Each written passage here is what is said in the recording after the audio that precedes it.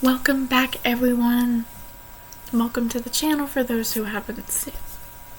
If this is your first video, and welcome back to the people who have been following me for a while now.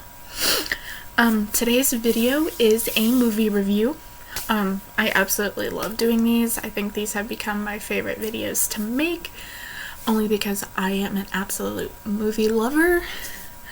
So, before we continue, I do want to let people know that there are spoilers in this movie. I am trying not to spoil it as much as I possibly can, but unfortunately with these types of videos, spoilers are bound to happen. So if you do not want this movie to be spoiled for you, I suggest you click off now, go watch the movie, and come back.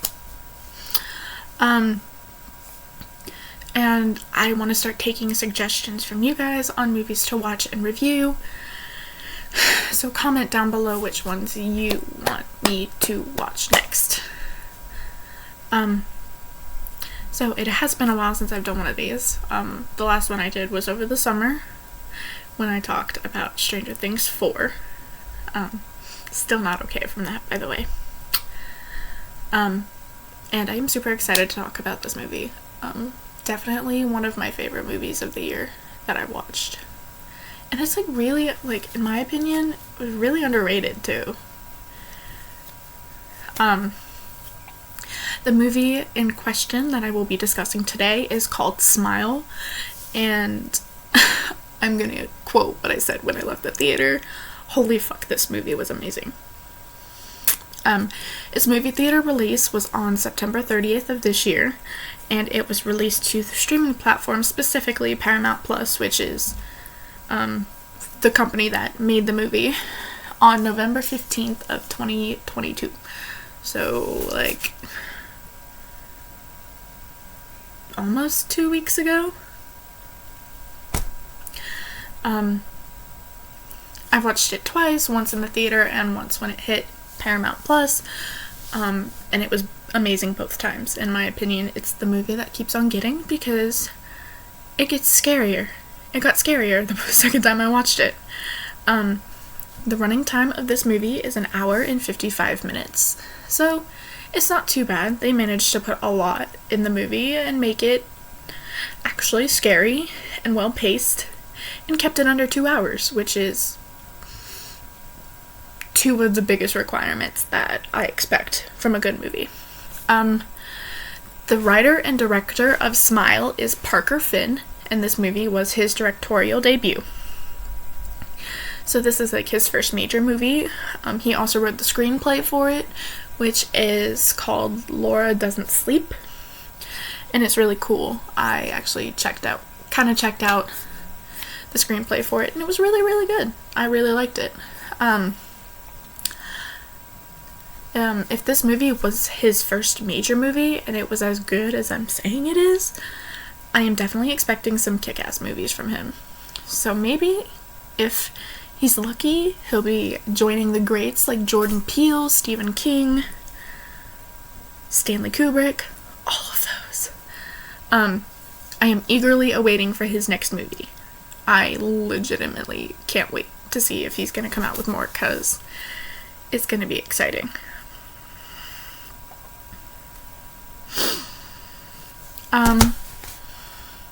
So the overview of Smile is as follows, and I quote, "After witnessing a bizarre event that involved her patient, Dr. Rose Cotter starts to experience frightening occurrences that she can't explain. As overwhelming terror begins to take over her life, Rose must confront her troubling past in order to survive her new reality." In this overview, I did pull from IMDB. I did tweak it a little bit to make it my own words, but that's pretty much where I got it from. For those of you who haven't seen the movie, the troubling past that Rose experienced was her mother dying from, I believe, a drug-induced suicide.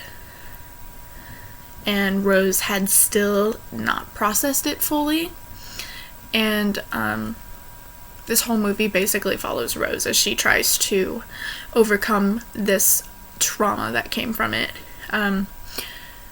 and I'll get into that more at the end when we kind of talk about the message of the movie. So now that I've told you kind of a little bit of the basic information, let me give you guys my thoughts, which I have a lot of them, so bear with me. The cast. So Rose was played by Kevin Bacon's daughter. I believe her name was Susie. If it's pronounced Susie, I'm not really sure. And she did an amazing job as Rose. I felt every single emotion that she was trying to convey, which is very difficult for me to connect with a character so fully in movies. So she did an amazing job of conveying how she felt to the audience and making us as the audience feel her emotion. When she felt terror, I felt terror.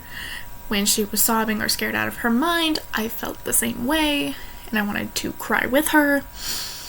And to me, that's another big requirement that movies have to have, is that the actors flawlessly play the roles. And I get it. It's like, I have a lot coming from.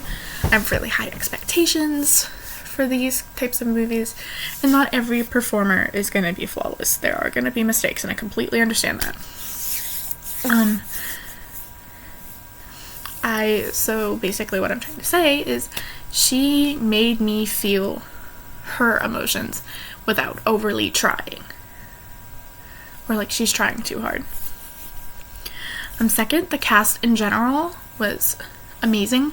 They all did an amazing job. I hope this movie gets nominated for something because it was great. I felt like the role was made for them and they were made for the role. I legit couldn't really find a flaw with the acting. Like, it didn't feel like it was being too pushy, or there are too many jump scares, all of that. And I couldn't find anything wrong with this movie at all. The chemistry between the characters were top notch, and the relationships felt realistic. You know, like the doctor, patient, the fiance to the fiance, the therapist to, pardon my dog. It's okay, baby. It's okay. She must be chasing a cat in her dream or something. Everything, like all of the relationships in this movie felt so real. Like, I can't find anything wrong with this movie.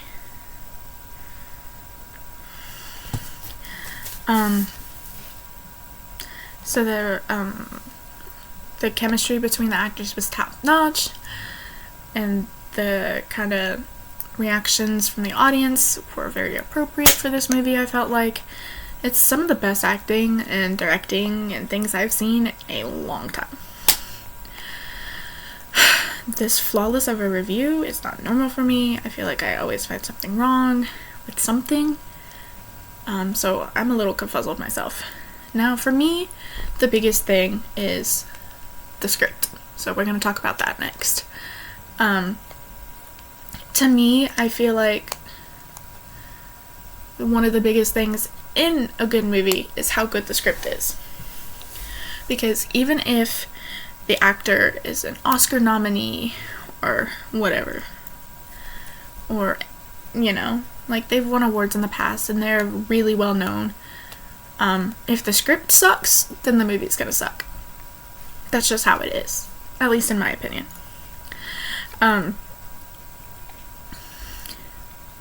Now, I did mention in the beginning that this film is actually based on a short film that was written by Parker Finn. It's called Laura Can't Sleep. It actually has the same actress who plays Laura in both movies. So, if you guys don't know who Laura is in The Patient in the beginning of the movie that Dr. Rose Cotter has with the incident that triggers this whole thing, this whole journey of being terrorized by this unknown presence. And she did an amazing job. They both did an amazing job. Both of the scripts and films were amazing and carried the pace well. I feel like with a lot of horror movies today, and not just horror movies, but like action movies, things can either feel like they're too slow or things are happening too fast. Things either feel rushed or not rushed.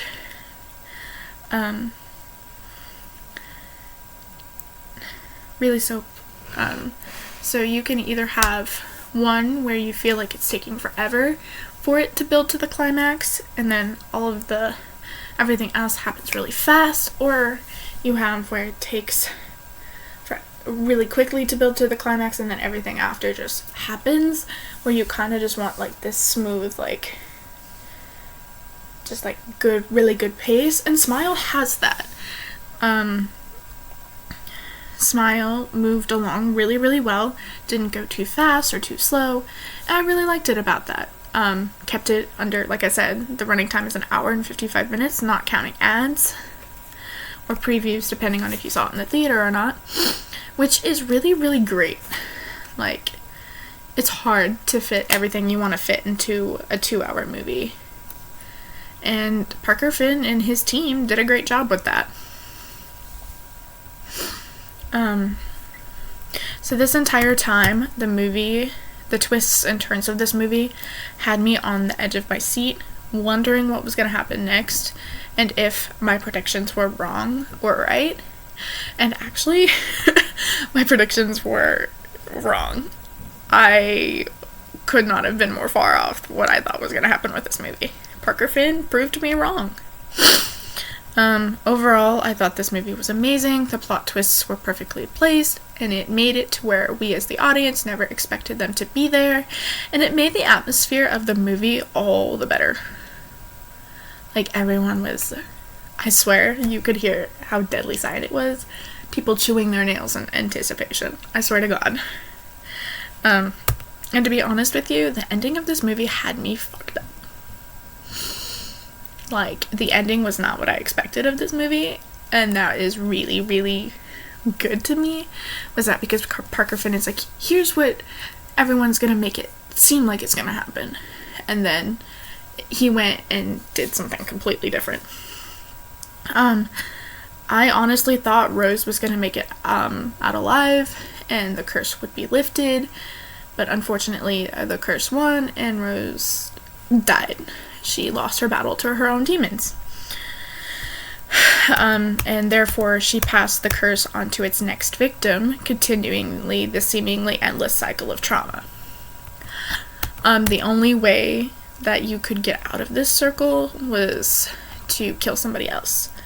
And Rose had to have a moral battle with that. If she was gonna kill somebody or pass the curse on to somebody else.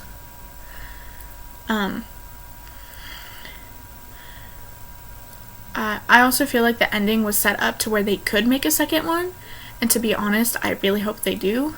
I would really like to see it continue with Joel, who was Rose's friend's ex, and the person who the curse was passed on to. I really hope they could continue that with his journey to try to stop this and see if he would be able to stop it or not. Another thing that I really, really liked at the end of the movie was that for most of the movie we see it through Rose's perspective. Like, it seems like Rose is the narrator. The ending of the movie switches to somebody else's point of view, and that is Joel. We see him. We see the ending of the movie and Rose's final moments through the eyes of Joel. And I really, really hope that they can make a second one, because I would really love to see that. So, Paramount Pictures and Mr. Parker Finn, if you watch this, which I doubt you will, please, please, please, please, please make another one. And finally, I do want to kind of talk about the message of Smile, because I feel like there is a deeper meaning to this movie that I took personally. I feel like obviously this movie is about trauma and how we as individuals in a society handle trauma and the mental illness that comes from it. Or, well, mental illness doesn't come from trauma, but, well, I mean, it can, but not for everybody. So basically how we handle trauma and mental illness. For most of the movie, Rose is left to face this demon on her own.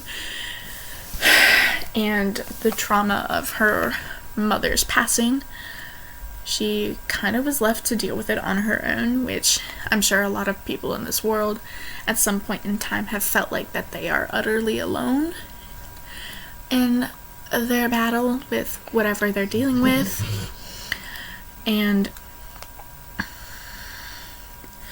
it's clear that she has been forced to deal with the demons by herself. The stigma that can come with mental illnesses has taught Rose to smile through her grief, as to not make others uncomfortable. Because literally in this movie, when Rose is reaching out and asking for help, people think she's going crazy. Or they're starting to feel uncomfortable with it. And that is kind of showing us like the stigma of how mental illness and how people handle it as a society. In the end, Rose might have been able to fool everyone else, but she can't trick her mind into believing she's fully dealt with the effects of her prior trauma.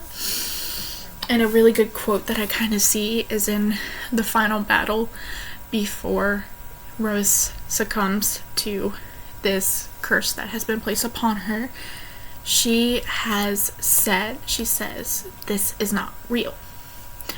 And this demon says, well, your mind believes it is.